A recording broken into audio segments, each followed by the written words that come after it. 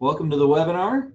We are very happy to have you here. This is the ADA Masterclass for ADA compliance for bottle fillers and drinking fountains. We'll be discussing ADA compliance specifically for both of those categories. So we want to touch on how both of those fit into your projects, what's required for both categories of projects because they're so important.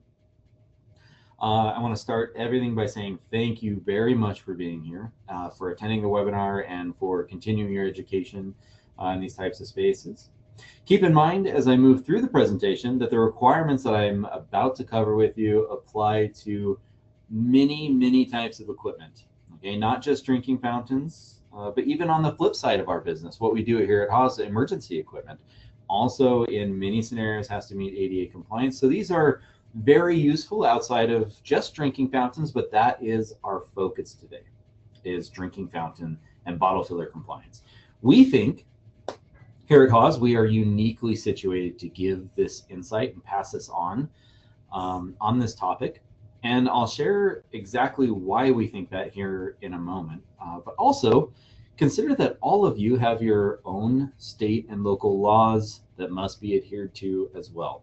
Okay, keep those in mind. While this is the federal compliance standard, there's lots of local considerations to make as well. Okay, now state and local standards also must be stricter than what is currently in place at the federal level, which is what we are digging into today, the federal standard for compliance. Now, to kick things off, I'm Justin Dunn. It's very nice to meet you if I have not before. I'm the field marketing manager at Haas. My focus is highly on education, sharing insights into the compliance standards, our equipment, and things of that nature, and helping people gain compliance and insight into their own facilities and what they need and et cetera. So that email there is very useful if you want to save that. I'll have it at the end of the webinar for you as well, so you can decide during the webinar if I was telling the truth, because I kind of know my stuff, and you can save it before or after. It's entirely up to you. And with me is my amigo, Hayden, if you want to say hi. Yeah. Hello, everybody. My name is Hayden Delgado. I am the specification manager for Haas, and thank you everyone for joining us today. We both greatly appreciate it. We both take this very seriously, and Hayden and I have taken a lot of time to organize this presentation in a way that we find is easy, it's useful, and will help you to better understand these compliance standards and how it can affect you in your equipment. Okay. Now, moving on, I want to quickly remind everybody to post questions. If you have questions at all during the webinar, please add those to the questions section of the toolbar up there in the top right-hand corner. It looks like a little box with a question mark in there. Please add those at any time. Along with that, any questions you ask in there, Hayden and I will get together and we will answer those at the end of the webinar, but we will also put an Excel spreadsheet together with those questions and the answers, especially certainly the ones that we couldn't get to live during the webinar, so that you have a collection of those questions and answers that you can continue to learn from, share from, and et cetera and so on. I find very commonly I get some unique perspectives and insight from other people and their questions. So we'll be sharing those. Now, during the webinar, we'll be asking poll questions. There's only 5. We're going to bug you 5 times. We'll pause the webinar very quickly and have you interact and vote and with those poll questions so that we can quickly gather some information that helps us to remain prepared and to better this product for you and to give us insight into what you have going on. So be prepared for those poll questions to be launched. We'll have one coming up here shortly. Also, a follow-up email will be sent out about 24 to 48 hours after the presentation. We'll get on it as quick as we can, but it'll include that an on-demand recording. So you'll have that link to that webinar, this webinar, so you can watch it again if you so like. The presentation slides, additional support materials, CEU instructions for ABIH, AIA, IFMA, and ASPE, so you can get those situated. But those instructions will be in the follow-up email, and then the Q&A and the full document there. Now, before we launch into everything, I told you I'd tell you a little bit about why we think we're uniquely situated to present this information to you, right? Our founder is Luther Haas. It's that gentleman there in the bottom left-hand corner. And he invented the world's first sanitary drinking fountain bubbler head in 1906 amid the Ban the Cup movements, and formed the Haas Sanitary Drinking Fountain Company in 1909 in Berkeley, California. Luther was working as a sanitation inspector in Berkeley when he had the thought to invent a device that would prevent users from spreading germs and disease through public hydration. And that device was the drinking fountain bubbler head. Prior to Luther Haas and his invention, it was commonplace to see public fountains with constant running water, which isn't that uncommon in the rest of the world today. You can still find equipment like that, but you'd stop and drink from a cup attached to a fountain via a chain that you filled from the fountain. And that cup was super duper gross. That was the preferred method pre-1900s because nobody believed in the silly notion of that we were sharing microscopic germs and viruses via our mouths and saliva. So this had obvious public sanitation issues using the cup. Some of the common diseases were like cholera, typhoid fever, dysentery, like all the stuff from the Oregon Trail, that video game. That's what people were suffering from. And Luther put his mind to the task, and he invented something to greatly improve public sanitation. Okay, actually, his first prototype for the bubbler head was a brass bedpost, which I think is pretty cool. And we even invented the first water coolers, the electric water coolers. So we have a deep history with hydration, invention, and providing this type of equipment to the public, and a constant focus on hydration, compliance. And so we think now, today, Haas is uniquely situated to present this type of information to you and break it down in a way that is going to be meaningful for you. Now, what we're covering today is an overview of the ADA legislation for drinking fountains. We're going to cover common ADA installation issues, ADA compliant drinking fountain and bottle filler installations. We want to show you what it's supposed to look like, right, in some scenarios. We're going to cover the Haas hydration solutions, a little preview into something that we've put together here in the marketing team. And then we'll do the Q&A there at the end. So again, make sure you submit those as we move through the webinar. Now, we're going to get into a quick overview of ADA legislation, what it means, like what is it, and how did we get here, right? And what that is and what it means is civil rights legislation. Okay, the ADA legislation was the first major legislation to treat disability rights as a civil rights issue. Prior to this standard, accessibility was up to the business, and it was infrequently available. People didn't want to spend money to update their businesses, and they thought that your disability was your problem. Actually, that was probably a sign in the counter protests to the ADA legislation.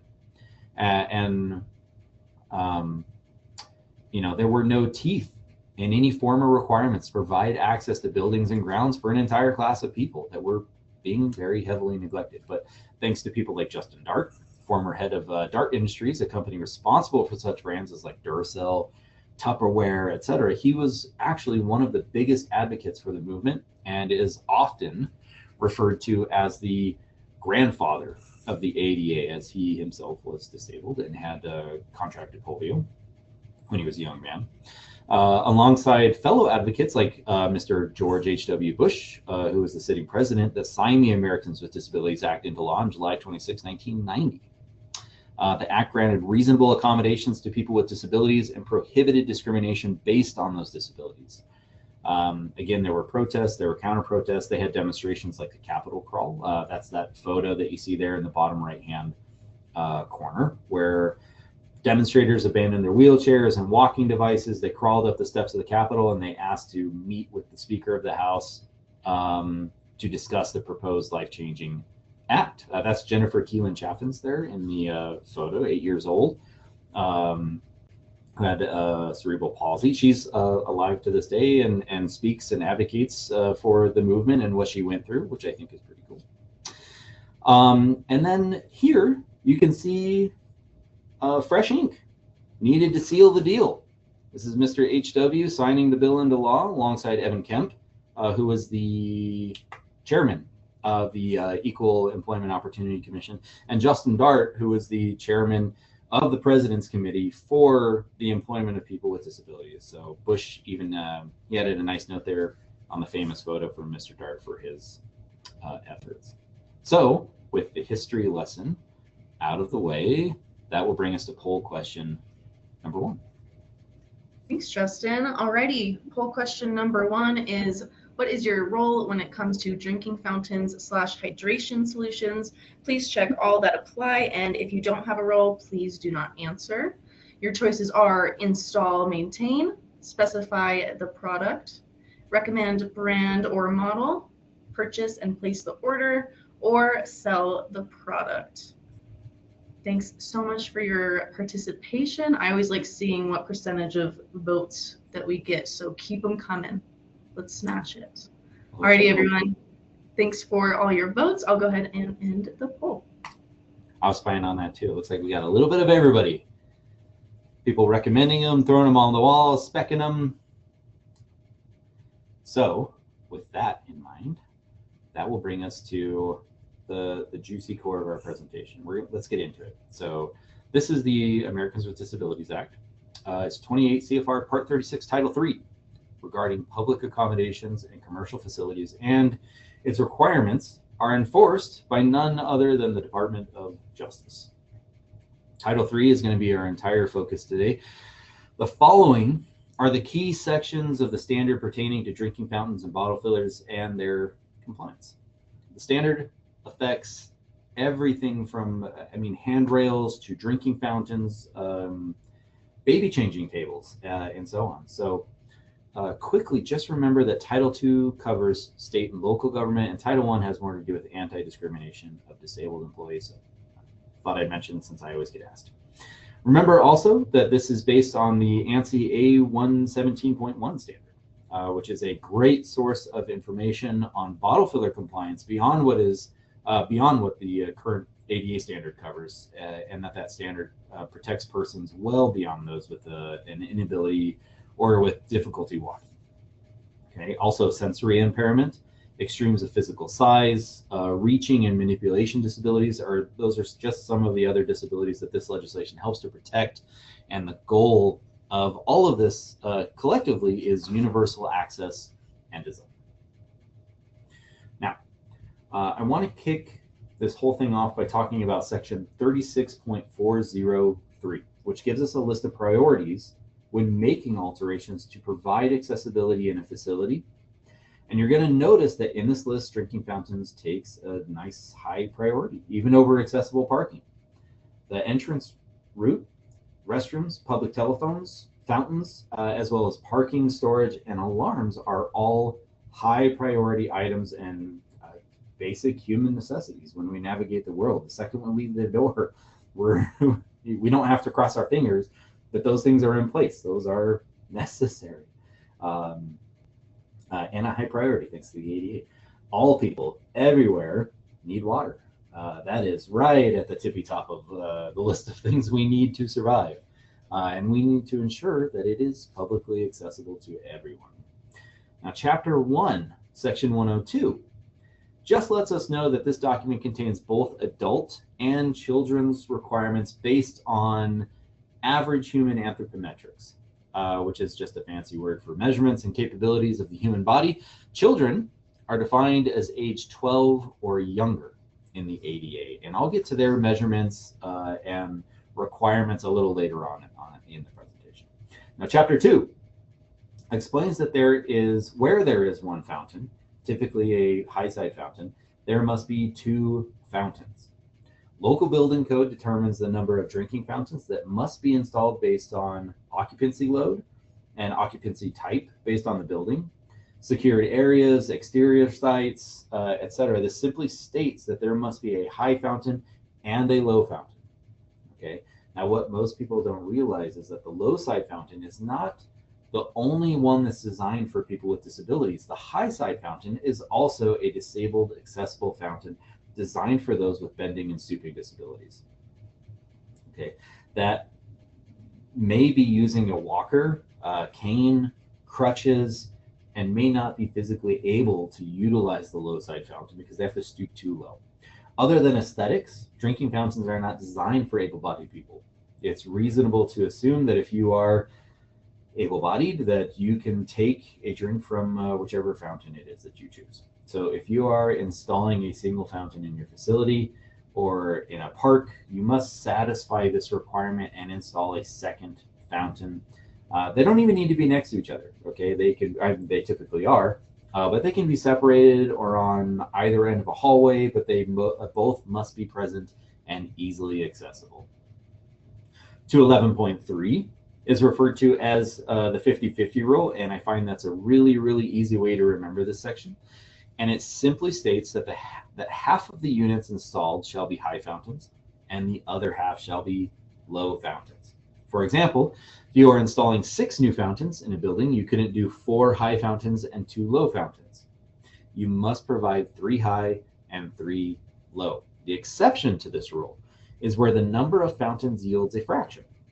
In another example, given the previous requirement, we will assume that you have met the minimum number of drinking fountains for the property, and you have decided to add an additional drinking fountain, okay, giving you 7 total fountains. The 7th can be high or low. It's entirely up to you, so long as you have 3 high, 3 low to meet the 50-50 rule, and the minimum number of drinking fountains have been installed that were required. You can decide what to do with the last fountain. It is above and beyond the minimum, and it's your call. Now, in chapter 3, we start getting into dimensional and mechanical elements. And elements is, so you're going to hear me use the term elements quite a few times throughout the presentation. An element can be any of the devices that we are granting access to.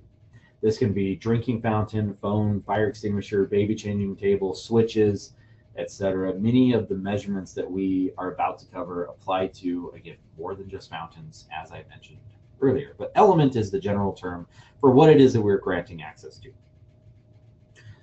So this, one of the most important measurements to remember, and very frequently what's being violated in tear-outs, which is 305.3 and 305.5. And this details clear ground space to accommodate the wheelchair, the full wheelchair underneath the fountain, unobstructed, and allowing for their approach. You must provide 30 inches by 48 inches of space and clearance underneath the element, which is just larger than your typical adult-sized wheelchair, and giving the user clear space for the wheelchair and for their hands to maneuver that wheelchair into that space. Okay. Now here's just a quick one of my favorite examples that clearly demonstrates that clear ground space in front of that element. Okay, in this case, it's a telephone and a fire extinguisher, but 305.5 explains that the positioning of that clear ground space that we just defined, allowing for either a forward approach like you see on the left or a parallel approach like you see on the right, has to be centered on the equipment, and it has to be built for either a forward or parallel approach to that element. Those are our 2 options. Okay, we can't back into the space or pull a Starsky and Hutch and do like a weird 70-degree angle, forward or parallel, and plan for that, right? And for the size of that to fit under the element. Now remember that all these measurements are bare minimum requirements. The more space you can provide, the better. When the element is in an alcove, like in the examples above, wheelchair users are going to need additional space to maneuver.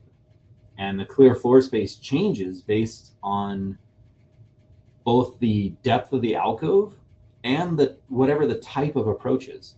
So in our first example, our 30 by 48 inches becomes 36 by 48 inches when the depth of that alcove exceeds 2 feet or 24 inches.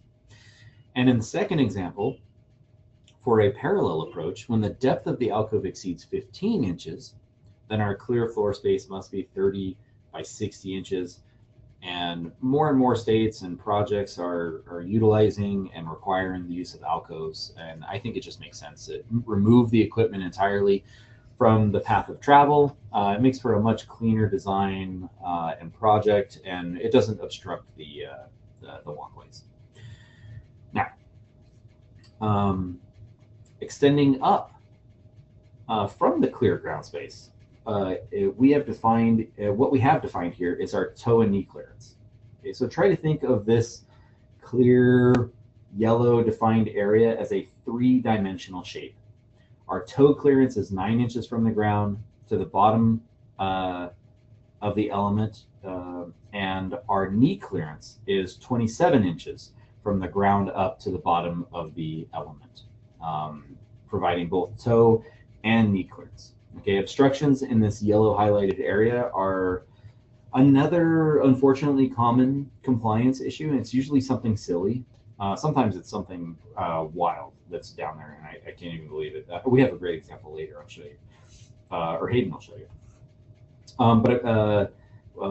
The space underneath must be clear, and that includes any space between the victim's knees, like if it were a P-trap, hanging phone book, or anything else that you might be able to think of that you would want to use that space for. That is not allowed. Okay, the space is completely unusable. That will bring us to poll question number 2. All right, poll question number 2. Which of the following is most important when it comes to your filter of choice? And your choices are capacity, PFAS removal, lead removal, or taste/odor removal. Thanks for sending all of those in. Ooh, looks like taste and odor is taking the win. Alrighty guys, thank you so much for your participation. I'll give you guys just a few more seconds for any last minute votes. Alrighty, thank you. Nobody wants a mouthful of chlorine taste. That's for sure. Filters are so wildly important, it's crazy. I mean, it's almost an absolute necessity these days, you know. So moving on, we want to talk about section 307. Okay, this is protruding objects, and is primarily in place to protect another type of protected class that we haven't touched on yet, and that class is the visually impaired. Elements may only protrude into a walkway so much and must be located at certain heights, whether they are in an alcove or not. This is to prevent anyone with a complete or partial loss of sight from running into those elements. Okay, objects with their leading edge or the lowest point on the front of the element above 27 inches may only protrude a maximum of 4 inches into the path of travel. But so long as the leading edge of the element is at or under 27 inches, then this is considered detectable by detection cane and according to the DOJ. Now, I want to give you a full example here. This is another of my favorite demonstration or examples. In this one, we've got our visually impaired amigo here navigating a hallway.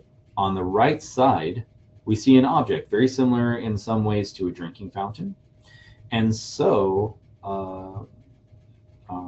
as long as its leading edge is at or below that 27-inch line, it can be detected using a detection cane early enough to be avoided and to help prevent potential injury through collision.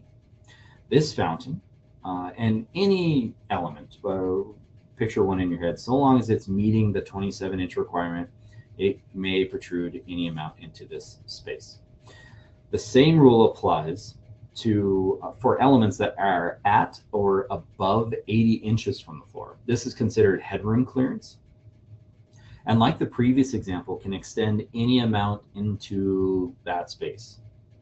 On the very left of this image, we have an object sitting above 27 inches and below 80 inches, smack dab in the middle, and therefore may not protrude into the space any more than 4 inches. That's the absolute maximum if it is within this space, undetectable, unless it is a handrail, which there are an exception there to that it may protrude 4.5 inches in the standard. Now, I'm going to use our 1011 here on the screen and our 1011 HPS, that's our high polished, and SK3 cane skirt for this next example. This is a dual high-low unit, typically installed in your high traffic customer facing areas because it's shiny and it's pretty, and it's a great example of what your typical high-low ADA installation looks like. The SK3 cane skirt is what we need to discuss here, though. Where drinking fountains cannot be alcoved out of the path of travel, a cane skirt must be used to lower that leading edge of the high side fountain to 27 inches to also make that side detectable. When you're using a detection cane, if you're unassisted, you are generally following what is referred to as a shoreline or an outermost edge of a space. So since the visually impaired may need to detect something on either side of the room, they may be traveling in one direction or the other.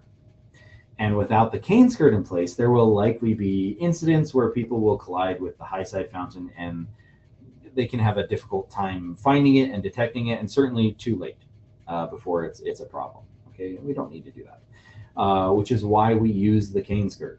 Okay, many states still don't fully utilize and take advantage of alcoves, and until they do, cane skirts are the answer to this issue. Remember, there's no need to overdo it with cane skirts, though. If an alcove is in place, then you don't need a cane skirt. I have several examples that I have found in airports or other such facilities, schools, where they have an alcove and a cane skirt, and you're doing too much. One or the other is fine, preferably an alcove, if you're asking me.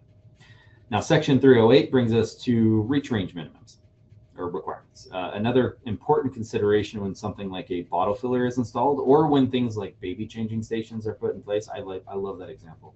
The slide is pretty straightforward. If you reach is unobstructed, like in the photo on the left, then you have a 48-inch max and 15-inch minimum reach range. Any buttons, handles, sensors, etc., all have to be located within this range. But as soon as we introduce an obstruction, our reach ranges are now diminished, which makes perfect sense. When an object shorter than 20 inches in place, we keep our 48-inch high reach range, but our lower reach range will disappear. We now have an object in place, something that is blocking us.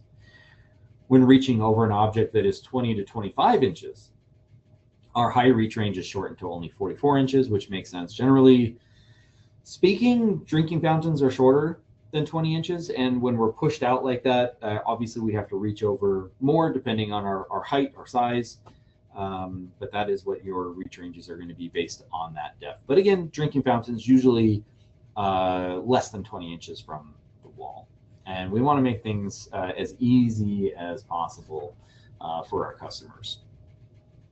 Now, the DOJ advisory defines reach ranges for children based on age, and remember, children are defined as age 12 and under in the ADA. These are all the reach ranges that apply to both forward and parallel approach to an element. So starting on the left, and obviously as they grow, their arm reach range grows as well, extending their reach, which is how this chart works. Ages over 12 are expected to utilize adult height drinking fountains, by the way. So ages 3 and 4, 36 inches to 20 inches. 5 to 8 is 40 inches high, 18 inches low, and 9 to 12, 44 inches high, and 16 inches on the low side. Okay.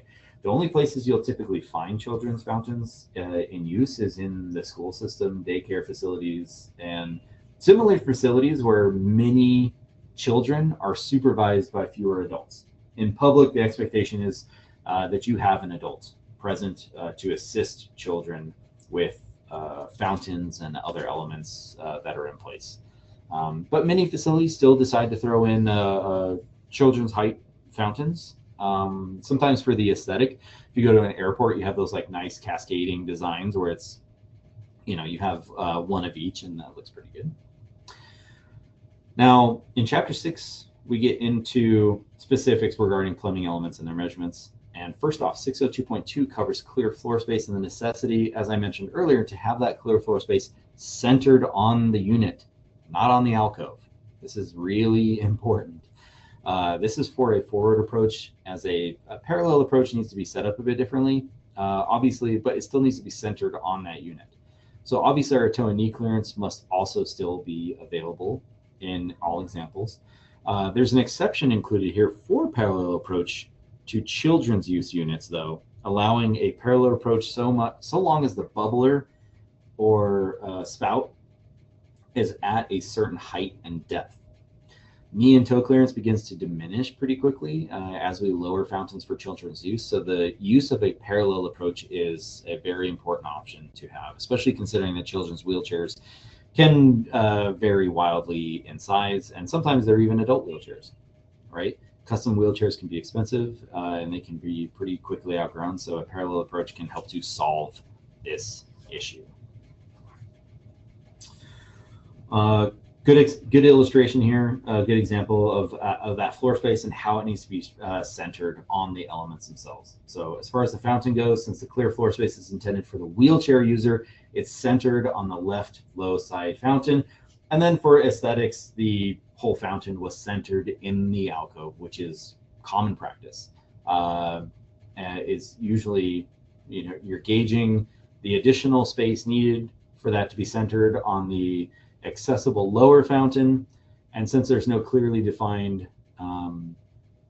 space for the high side fountain, you just center it based on the additional space you have on the left for the low side and add it to the right side so it is centered nicely. Now, last example here, you can see here we have a total width of 48 inches in the alcove wall to wall. It isn't deeper than 24 inches, so we don't need to expand our 30-inch clear floor space. You will notice that it shows a separate measurement for California, who has gone above and beyond the standard requirements and mandated an additional 2 inches of clear floor space, bumping up the total width of our floor space to 32 inches. So long as state requirements go above and beyond the federal standards, they can supersede them. Centering the fountain, though, is not mandatory, but it does make the installation look more aesthetically pleasing. If the alcove was deeper than 24 inches, remember that we would need a total of 36 inches of ground clearance to allow for more maneuverability on a forward or a parallel approach. For California, we have our 32 inches and 30 inches elsewhere centered on the low side fountain. Center line to center line, these fountains are separated by 16 inches, which means we need an additional 16 inches of space on either side of the fountain from the center line to meet our 32-inch minimum for California, and a slightly smaller space in most other states. Since there are no obstructions under the high side fountain, our primary concern is the wall. Very frequently it's the wall. So remember, if it is at all intruding into our floor space, the alcove will need to be redesigned, or the fountain would need to be shoved over so that the high side fountain is closer to the alcove wall, giving us our clear floor space centered on the low side fountain. Okay, doing so obviously will leave it a little off center, but we should remember that the compliance is the priority here. Okay, now again, there is no clearly defined black and white clear floor space for the high side fountain. Hayden will get into that a little bit, as there is a generally agreed upon number, but I'll leave that up to him to give to you. And that's going to bring us to poll question number 3. Thanks, Justin. Poll question number 3. Which of the following features would most encourage you to change or update your spec or model choice? And your choices are aesthetics, auto purge / filtration features, sustainability / energy savings, ease of installation, or meets and exceeds current competitive specifications. That was a mouthful. Thank you guys so much for your votes. I'm seeing a lot of engagement. Looks great. And we're about halfway through, so you guys are doing great. Thank you guys so much. I'll go ahead and end the poll. And that, I'm going to turn control over to Hayden, and I'm going to let him take it from here.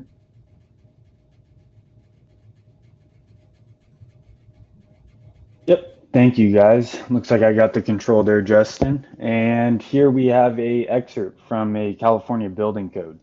So this made it mandatory to locate all drinking fountains in an alcove or with wing walls. And they did this in order to make sure that they aren't protruding into the pedestrian walkways or any of those paths of travel. A few other states have done this as well after California, such as Georgia, Texas, and Connecticut. And what the requirement tells us is that these alcoves must be a minimum of 32 inches wide by 18 inches deep. Now, it also says that where those drinking fountains cannot be installed in an alcove, you must put wing walls in place to act as the alcove, basically. Wing walls are typically going to be small railings, or even sometimes they're small pony walls, shorter walls that are extending out from the wall. The requirement says that they need to protrude out at least as far as the leading edge of the drinking fountain, and they have to be cane detectable within 6 inches of the floor. So some type of railing or object that's going to be able to be cane detectable down there.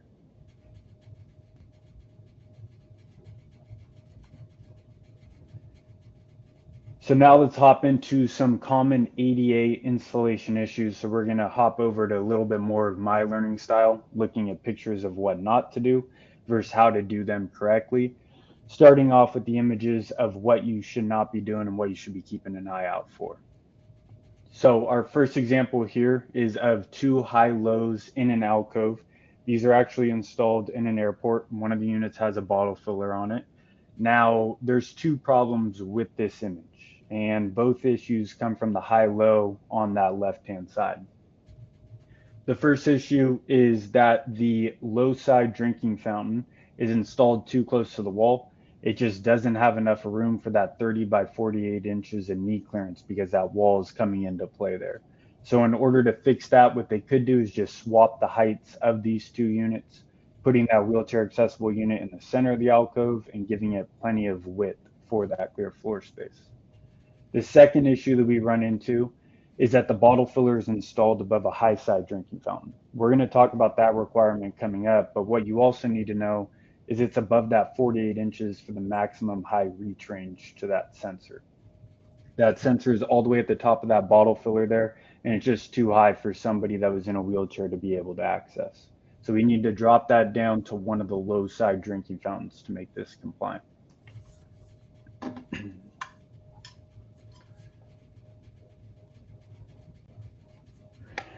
Here's another example of a bottle filler that's installed too high. Once again, they would need to install this above the low side drinking fountain and choose a bottle filler that's going to sit lower to that drinking fountain. The touchless sensor here is above that 48 inches of maximum high reach range. Another option would be to tear out this bottle filler and install it somewhere else as a standalone rather than above the drinking fountains. And then in this example, or both of these examples, they actually got it half right. They installed it above the low side drinking fountain. They knew that requirement. However, they once again installed it with that touchless sensor, the highest point of this that needs to be accessed, well above that 48 inches maximum high reach range. Again, these could be installed as a standalone somewhere else, or they could install a bottle filler that is sitting closer to that low side drinking fountain. And then we have our cascading design. It's a great installation type when you have the three different fountain heights. So one at a children's height, and then you have your low side drinking fountain for a wheelchair accessibility and the high side for standing or stooping disabilities. However, in this example, they installed our units a little out of order. They installed those adult height elements or adult height drinking fountains that are meant for wheelchair accessibility and standing or stooping disabilities. They installed it with the wheelchair accessible unit being at a children's height and a standing or stooping disabilities being at a wheelchair height there in the center. The problem with that is because these are sharing a back panel, there is not enough room before that leading edge of the low side unit to use the high side as the wheelchair accessible drinking fountain. In order to fix this, we would need to take that adult height drinking fountain, that high low there, move it up to the right, installing it at the proper heights. Then we're going to take our standalone drinking fountain, move it all the way to the left, drop it down to a children's height, and therefore keeping that cascading design and putting in plenty of clear floor space between those units. And I will show you an example of that one and how to install it with the proper measurements. Here we have an outdoor drinking fountain. Pretty common design here where we know the drinking fountains are required to have a forward approach. However, a unit like this has it coming from two different angles. The forward clear floor space approach for the high side drinking fountain is going towards the wall or towards that push button that you see on the unit. And for the low side drinking fountain, it's going alongside the wall and towards that push button. However, in this example, they had to move this unit just a few more inches from the wall. Think about how costly that is. You don't want to have to tear this out just to move it 3 or 4 inches from the wall in order to make sure that you have that 30 inches of clear floor space centered underneath that drinking fountain. So now let's look at some ADA installations for drinking fountain and bottle fillers that is actually compliant. And we're going to be showing you a few examples that have measurements. This is probably the number one thing that I get asked for when it comes to the ADA standards is this next set of slides. People want to go back and reference them. So just know that you will get a copy of these slides and you can use them as a reference tool for yourself. Before we dig into the actual pictures, let's go back and just refresh on child height drinking fountain requirements. And that is that the spout where that water is actually coming out of cannot be any more than 30 inches above the finished floor, and it can't be any more than 3.5 inches back from the front edge of the drinking fountain. That is in place to make sure that we're not going to be having kids standing on their tippy toes or leaning over the unit too far to try to access drinking water. We want to make sure it's accessible to them. Now, the ADA standards tell us that although for adult height drinking fountains, a forward clear floor space approach is required, for children's height drinking fountains, you can actually have a forward or a parallel approach. However, many state and local codes have gone away from that, and they require a forward approach with a specific knee or toe clearance, even in some states. So whenever you're installing a child height drinking fountains, make sure that you're not just looking at the ADA standards, but your local requirements and those local codes as well. So I'm going to show you that cascading design that we looked at earlier. It's going to be the same measurement if you use stainless steel or these white enamel cast iron drinking fountains, but we're going to be using the white enamel cast iron. We're going to use that standalone 1311 as our child height drinking fountain, and then the high-low 1501 as our two adult height drinking fountains in this next example. If you want to do the cascading design, these are the proper measurements. This is a slide you're going to want to go back and reference. The first thing we're going to look at is making sure our units are at the proper height. So we're going to install the low side, that wheelchair accessible unit of our high-low at 27 inches for knee clearance. And then we're going to make sure our child height drinking fountain has that spout at 30 inches or less from the finished floor. In this example, we put it at 29.8 inches, so just beneath it. But then we want to make sure that it is 22 inches from center line to center line of those two units. And the reason it's 22 inches is because that's going to give you 15 inches from the center of the wheelchair accessible unit to that leading edge of the child height drinking fountain, therefore giving you the 30 inches you need centered underneath it. If you're in a state that requires 32 inches of width for clear floor space, just know that you would need to change that 15-inch mark to a 16-inch mark, moving that child height drinking fountain a little bit further away to get the 32 inches underneath there, but just pretty simple math there. So now let's look at outdoor examples. I'm going to show you 3 different slides on the measurements to keep in mind for outdoor drinking fountains. We're going to use a unit that is a similar style to that green one that I showed you earlier, where it has the forward approach coming at the 2 different angles. This Haas Concrete outdoor drinking fountain actually has an adjustable arm on it. It can be at a wheelchair accessible height, or you can drop it down to a children's accessible height. But for these examples, we're going to be using it at that wheelchair accessible height that we require. So if you're installing this close to a wall, like we talked about on that example earlier of the ADA installation issue, what you want to make sure that you do to prevent that is, again, put 15 inches from the center line of the drinking fountain to the wall, giving you that 30 inches of clear floor space width that is required. You're going to want to make sure that you have plenty of room for that 48 inches of clear floor space length as well. And then here we have our first visual that Justin kind of hinted at earlier. That is the 30 by 30 inches in front of the high side drinking fountain for standing or stooping disabilities. That is the generally agreed upon amount of sufficient space that is deemed necessary for somebody that's using a device like a walker or cane or crutches, or has standing or stooping disabilities and doesn't need one of those devices to easily access that high side drinking fountain. So we need all of this clear floor space around these units. And for outdoor drinking fountains as well, you can't just install these on loose grass or dirt. It'd be very difficult to access them with any type of device like a wheelchair or a walker if it was on a loose surface like that. So it is actually a requirement to put down a hard scope pad around these units that encloses all of that clear floor space and also helps remove it a little bit from the path of travel. So for a element with these dimensions, you would need 69 inches by 52 inches of hard scope pad put down around the unit. Now, this is a little bit more unique. I have worked on projects that require this in the past, but if you are installing a outdoor drinking fountain with wing walls, this is the type of measurements that you are going to need for that.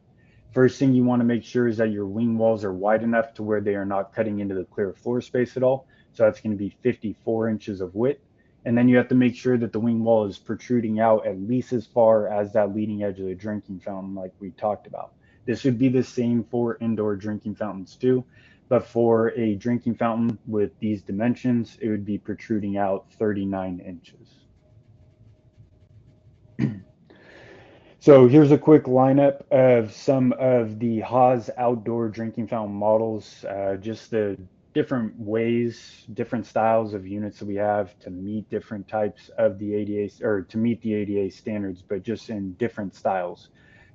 We have a full lineup of different materials, all the different accessories that you would want to add on there, but just know that we have whatever you're looking for and they're going to set you up for success with the ADA standards. So let's get into our last piece of legislation before we finish up with a few more examples here. But this is going to be about bottle fillers. Now I know that there's a lot of words on this slide. It covers a lot, but I'm going to break it down as simple as possible. The 2010 ADA standards come from the ANSI standards. In 2017, ANSI posted a revision. That was the A117.1-2017. What it did, or part of what it did, was it added the bottle filling stations to the section 602 heading of drinking fountains. The key word there is that it added it. Bottle fillers cannot replace a required drinking fountain. You still have to provide your minimum number of high and low drinking fountains per the ADA and per your local codes as well. If you have extra drinking fountains, more than that minimum number, you can replace the excess ones with bottle fillers, but you still need to meet that minimum number of high and low drinking fountains that the ADA requires. Bottle filling stations also have their own set of ADA requirements, and they differ depending on if you're installing it above a drinking fountain or as a standalone. So if you're installing a bottle filler above a drinking fountain, it has to be installed above the low side wheelchair accessible drinking fountain. You can have one above the low side and the high side, but you can never have it above the high side only. For Haas, we always are going to set you up for success with that. We do not offer models that come with it above the high side only out our doors. If it's above a drinking fountain and on that low side wheelchair accessible drinking fountain, you have to have forward clear floor space approach centered under it, just like that drinking fountain beneath it, and it has to be within that 48 inches of maximum height reach range. If you're installing a standalone bottle filler, it can have a forward or a parallel approach to it. And again, it has to be within our reach ranges. So you're going to keep in mind not only the maximum high reach range, but also the minimum reach range that we have for elements that aren't protruding from a wall too. And then the last requirement for bottle fillers is a pretty simple one. It's just that it either has to be hand operated or automatic. So for Haas, we offer two different options to meet that. We have units that have a push button on there, or we have units that have an automatic sensor on there. It's up to you, whichever one you choose. So let's look at some examples of bottle fillers. I'm going to be using the Haas Revive series. It's one of our newer products. It is our architecturally designed recessed bottle filler. As you can see here, it can be paired with one of our tried and true drinking fountains, or you can actually get this as a standalone bottle filler too. This is our new hydration station. It's fully stainless steel, as you see, and it sets you up for success with the proper ADA measurements and install types. First thing that you'll notice is it comes standard above that low side drinking fountain. And if you install that low side drinking fountain at the proper height for wheelchair accessibility with the 27 inches of knee clearance, our bottle filler is well within the reach range. It's only at 41 and an eighth inch. And we know that you have a maximum high reach range of 48 inches on these types of units. Another install type for a bottle filler. This is the Haas 1920 series that can be white enamel cast iron or stainless steel. And you can install it again above that low side drinking fountain for a high or a low, or you can install it on a standalone drinking fountain as well. If you're installing it on a standalone drinking fountain like this, you can choose what height that you want it at. If you're using it for a children's height, we want to keep in mind the measurements that are required for that. So if you install our unit at a maximum high children's height with that spout at 30 inches above the finished floor, our bottle filler is still within the maximum high reach range for the 9 to 12-year-old age group. It's at 42 and 5/8 inches. Their high reach range would be 44 inches. If you're installing it for a younger age group, depending on the facility that you're in, that reach range is going to drop. So you would drop not only the bottle filler, but also the spout down to the height requirements for that age group. So whether it is in a hospital, public building, or maybe an airport like this image you see here, providing for easy access to all facilities and by all people is the primary goal of the ADA standards for accessible design. We really hope that our quick guide today has been able to demonstrate the key standards and also how to avoid getting them wrong. I'm going to just wrap up this portion of the presentation before Justin finishes up with a few slides and we do the Q&A. I'm going to wrap it up with an image that you see from the Reno Tahoe International Airport. It is just down the street from the Haas headquarters, but it's a great example of proper ADA installation. Everything is at the correct heights. We have our two fountain heights. We have bottle filler within the reach range. It's centered in the alcove with plenty of clear floor space. And it's just a great example to wrap up how to install these properly. With that, we will hop into poll question number 4. Thank you, Poll Hayden. question, Samantha, do you mind if I actually cover this one? Go ahead.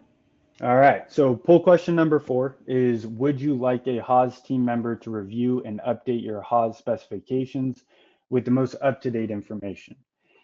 And the reason that I wanted to cover this one is, as I said at the beginning of the presentation, I am the Haas specification manager. This is going to be me reaching out to you. I can either reach out to you via call, we can hop on a quick call, or we can email back and forth, whatever you prefer. And we can go through whatever questions you have. I can help you on ADA questions, product questions, or if you want me to go into your specs and add it in there. My job is really to make your life easier. I want to do the work for you, everything I possibly can. So if you're interested in that at all, please hit that yes button on there and you will hear from me as soon as possible, and we'll try to figure out the best solution for you. Looks like we have a good amount of people throwing in a yes there. Thank you all. Thank you, everybody. So you can communicate with Hayden any way you want. You can throw up smoke signals, you can send him emojis, communicate via meme. I know I talked up my email earlier, and I'm great with questions. I know my job at Haas is I know stuff, and I'm really good at knowing stuff. But Hayden, that's the email you want, guys. You say jump, and he'll say how high. He is incredibly. He's wonderful to work with, and a super useful resource to have in your pocket. So, one thing I want to jump back in, and you might remember me from earlier. My name is Justin. I did a bunch of talking half an hour ago. I'm back, and I wanted to talk to you about a brand new webinar that I will be hosting next week called Beyond the Bottle, Haas Hydration Solutions, which I love for two reasons. One, it reminds me of Mad Max Beyond Thunderdome, which is one of my favorite movies. Only everyone will both enter and leave in a healthy and positive fashion. And another reason I'm so excited about the webinar is that many of you are here to further your education, to stay in the know regarding new and exciting products and trends and changes in requirements and things of that nature, and to get answers to your questions regarding compliance and what to do, where it goes, all of that stuff. That's what webinars are for. And this upcoming webinar gives me the opportunity to discuss our products, what makes them unique, how they benefit you and your customer, and how to position this equipment into your facility or project to meet the needs of your customers, and of course, ADA compliance. Okay. Now, what we'll be covering is why Haas hydration, right? Haas certified filtration. We'll give you an introduction to some of our most exciting products and their features, including Revive, the electric water cooler, and our outdoor bottle filler series. I'll cover the hydration product bundles designed for designers, these bundles, to save you time, to make your job easier. And I'll walk you through just what that entails. And then hydration solution scenarios. We'll talk about certain facilities and why it makes sense for certain equipment and where it goes, and how ADA compliance is a collection of equipment, right? It's not just one piece of equipment. Like this Revive on screen, it's beautiful. We worked really hard on it. We love it. It works wonderfully. It's highly vandal resistant, and it is ADA compliant. But it's not the only piece of equipment you need for a facility. You can't just take this and install it everywhere and it's perfect.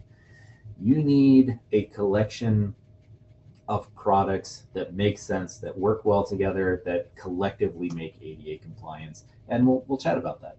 So that will bring us, and I really hope you register, because we'll leave you with a bunch of additional tools, resources, used to elevate your designs, specs, and customer satisfaction. Okay, which will bring us to poll question number 5, which is basically, Juana?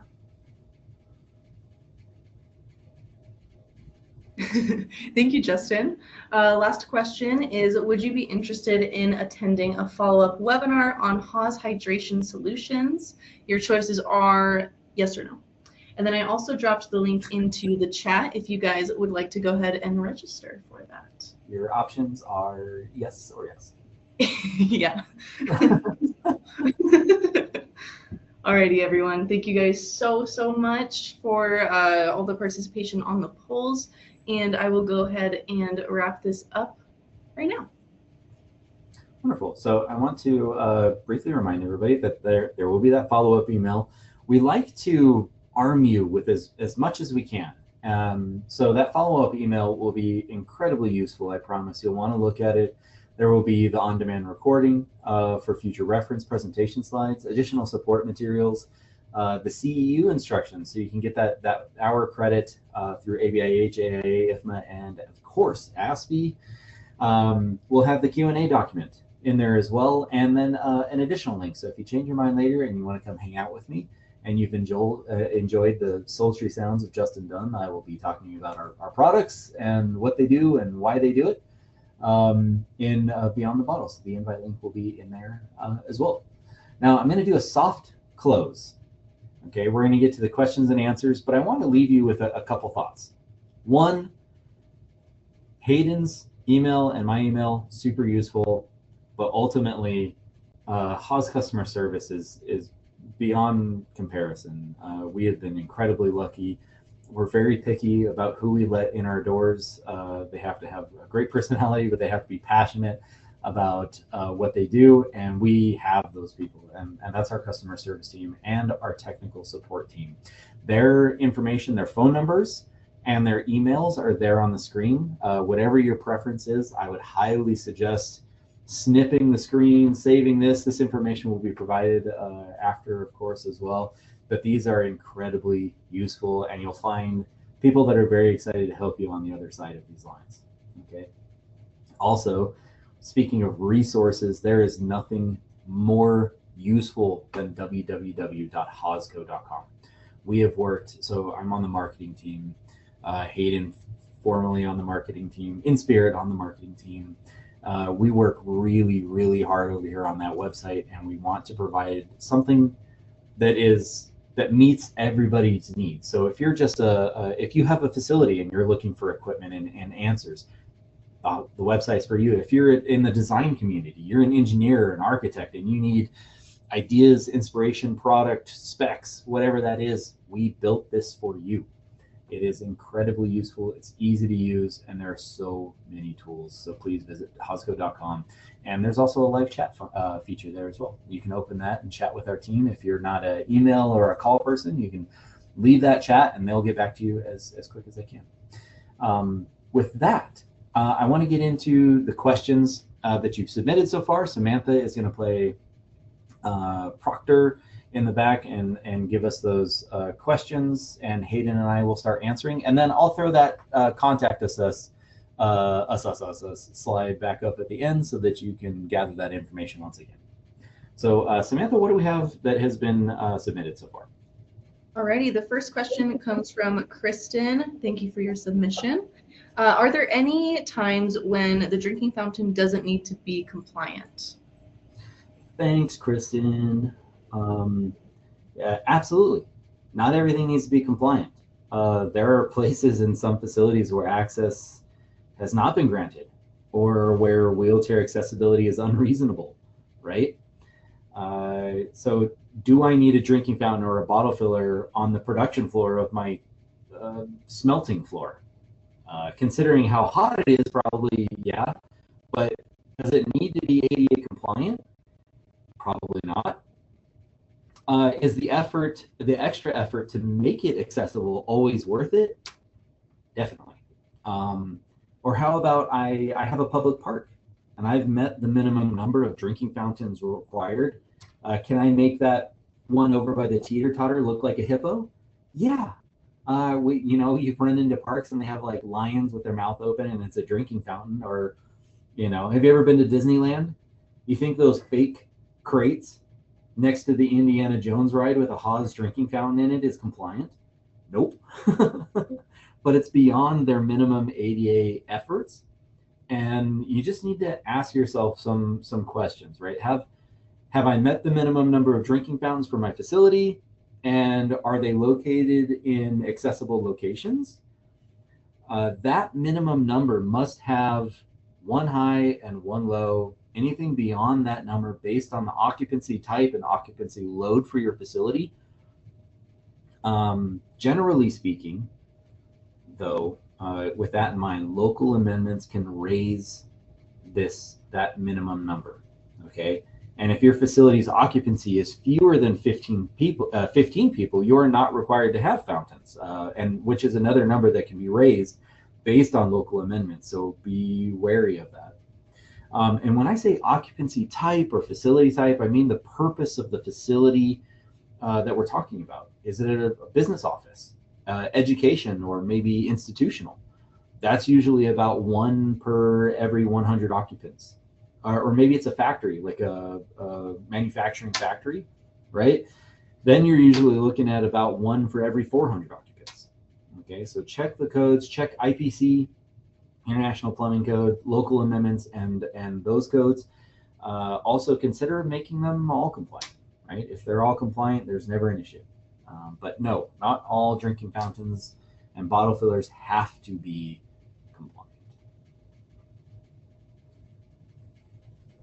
Alrighty, and then the next question is, are all your products refillable? And that question comes from Weza. Thank you, Weza. So actually, Hayden, can I take that one too? Go for it. Because I can only think of one answer to that, and that's our products are on the emergency side can be refillable. We have emergency eye washes that are like portable tanks and things of that nature that may very well also need to be ADA compliant based on the facility and accessibility. Universities very frequently have accessible emergency equipment, eye washes and safety showers. And those are refillable, but drinking fountains, bottle fillers, and etc.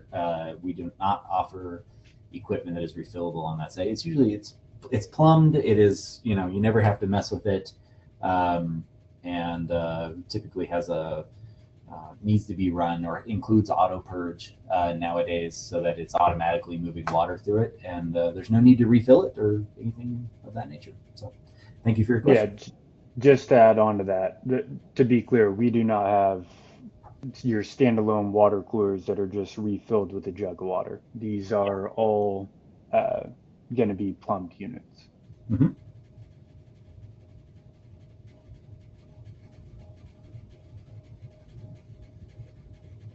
Alrighty, and then if you guys don't mind, we have one more question for you. Cool. And this one comes from Donna, and it's more of a clarifying question. There was an exception for the parallel approach for children, but can adults still utilize that parallel approach? I think Hayden and I can both tackle that, and that would be that would be very difficult.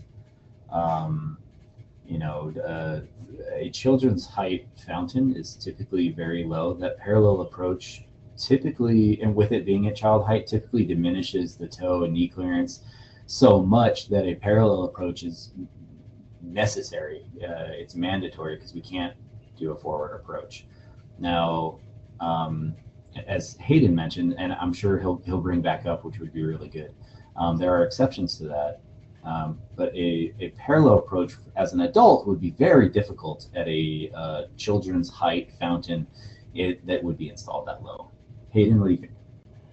Yeah, I mean, the first thing I'd like to say is that one thing I always say about Haas is that we design drinking fountains to be easy to live with. And when I say that, I mean easy to install, easy to do maintenance on, because drinking fountains are already pretty simple to use.